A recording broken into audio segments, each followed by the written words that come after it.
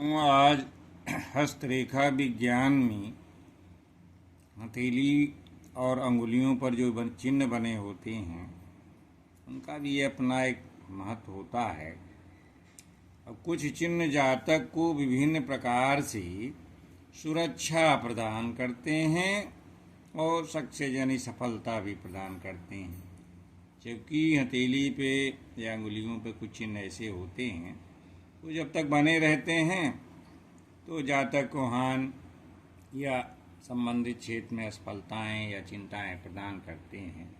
तो आइए हम देखते हैं कि हथेली पर बने चिन्हों का क्या महत्व होता है, क्या इम्पोर्टेंस होता है। हथेली पे तरह तरह के चिन्ह मिलते हैं अलग अलग व्यक्तियों में, अलग अलग जातक पे।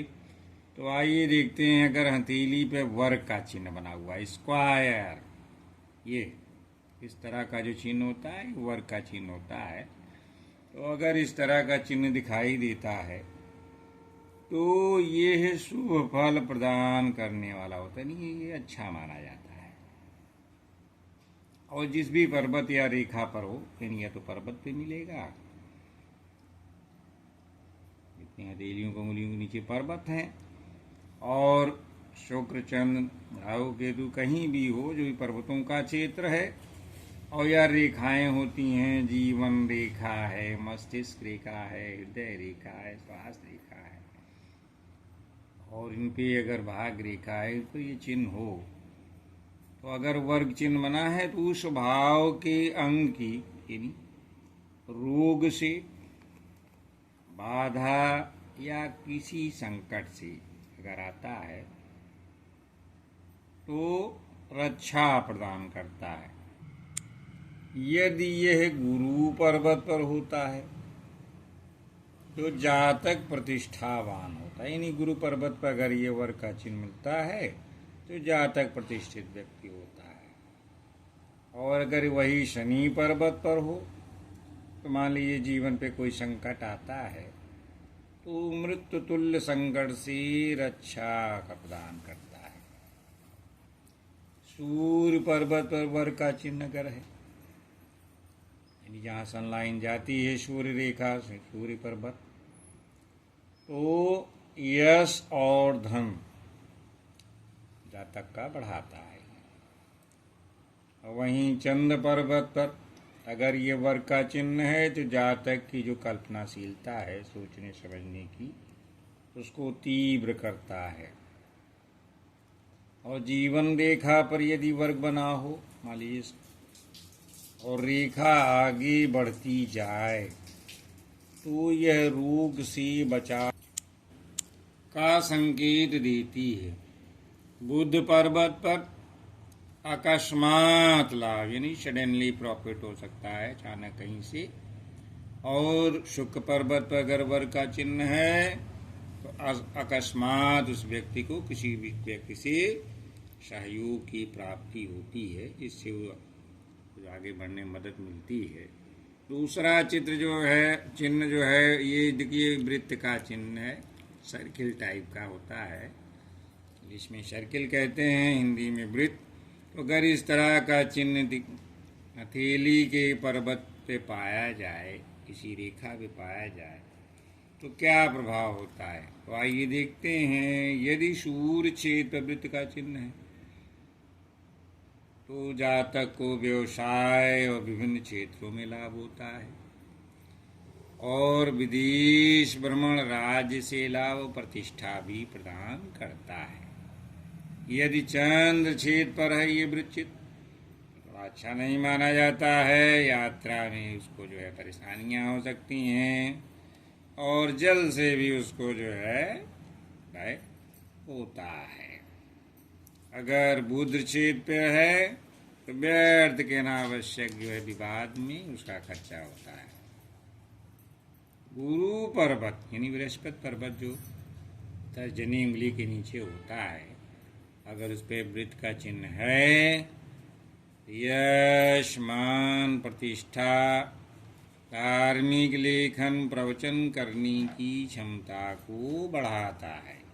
यानी गुरु पर्वत पे वर्ग वृत्त का चिन्ह ये सब क्षमता प्रदान करता है। शनि पर्वत पर अगर वृत्त का चिन्ह है तो अकस्मात धन लाभ और खनिज और लोहे का अगर व्यापार करता है तो उसमें जातक को लाभ दिलाता है। नेक्स्ट है बिंदु चिन्ह।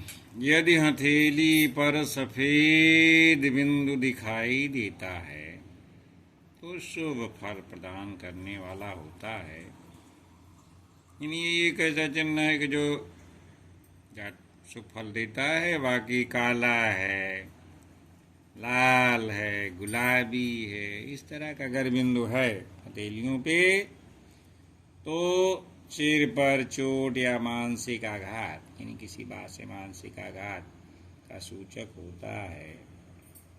वहीं नीला है बिंदु, काला है तो नर्वस सिस्टम का रूप बताता है।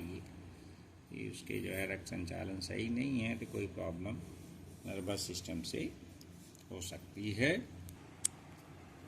त्रिशूल का चिन्ह, ये जो है त्रिशूल का चिन्ह ऐसे रहता है। त्रिशूल का चिन्ह तो ये अगर हथेली पर त्रिशूल का चिन्ह बना हुआ है किसी जीवन रेखा या पर्वतों पर तो त्रिशूल का चिन्ह सफलता और सौभाग्य का सूचक है। यदि हृदय रेखा, अब देखते होंगे कि बृहस्पति छेद पर त्रिशूल का रूप ले ली, यानी 3 भागों में बटी दिखती है वहाँ, तो जातक को विशिष्ट राजयोग की प्राप्ति होती है। और भाग रेखा के अंत में है वही चीज, अगर भाग रेखा अंत में शनि पर्वत पे 3 भागों में बटी है तो भी राजयोग मिलता है। अब अगला चिन्ह है त्रिभुजीय दर्ज। दोस्तों इस तरह का त्रिभुज का चिन्ह दिखाई देता है, एकदम एक्यूरेट नहीं रहता है, रेखाओं से मिलके बनता है तो इसलिए किसी भी रूप में हो सकता है। इनमें 3 भुजाएं जब घेरती हैं स्थान तो त्रिभुज कहलाता है। तो इस तरह का अगर चिन्ह है हथेली पर त्रिभुज का चिन्ह शुभ फल प्रदान करता है। यदि यह चिन्ह गुरु पर्वत पर, नहीं बृहस्पति पर्वत जो तर्जनी उंगली के नीचे का क्षेत्र है वो गुरु पर्वत का क्षेत्र है, अगर उस पर बना है तो जातक को उच्च पद की प्राप्ति होती है। यानी जातक क्या होगा, ऐसा जातक सफल संगठन करता, उपदेशक, प्रवक्ता हो सकता है, यानी इस क्षेत्र में उसको सफलता दिलाता है।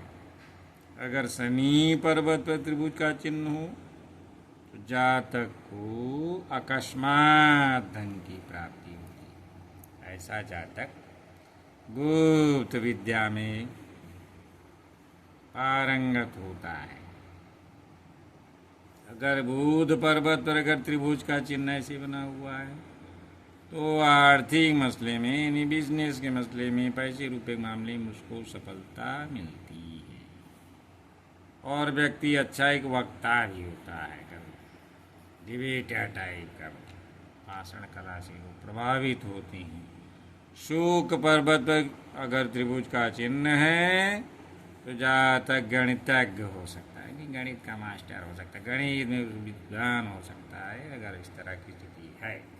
अन्य चीज़ें अच्छी हैं, निश्चित रूप में गणित में वो गणितज्ञ होता है। अगर मंगल पर्वत पर होता है तो मंगल होते हैं।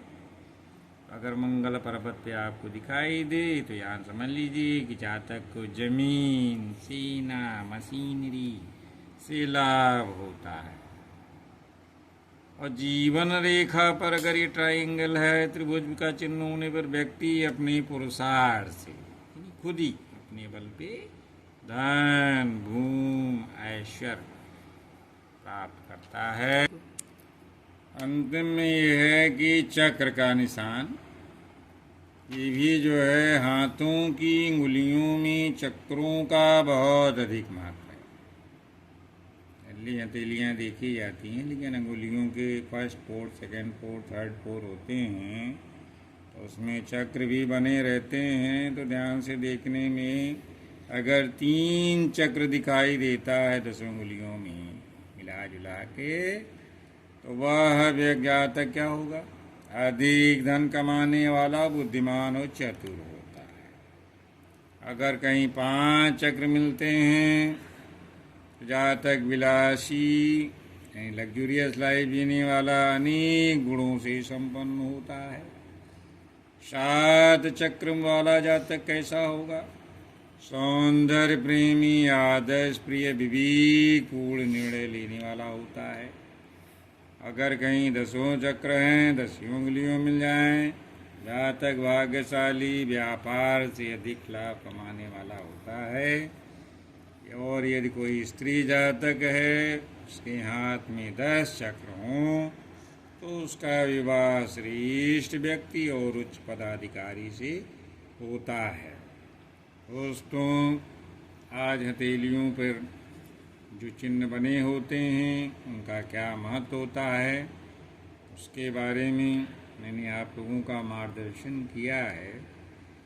और इसी चैनल पे जो हस्तरेखा के बारे में मैंने और वीडियो डाले हैं, उन सबका सम्मिलित रूप से अध्ययन करेंगे मिला करके, तो काफ़ी कुछ अपने बारे में निर्णय लेने में सक्षम होंगे, ऐसी आशा करता हूँ। धन्यवाद।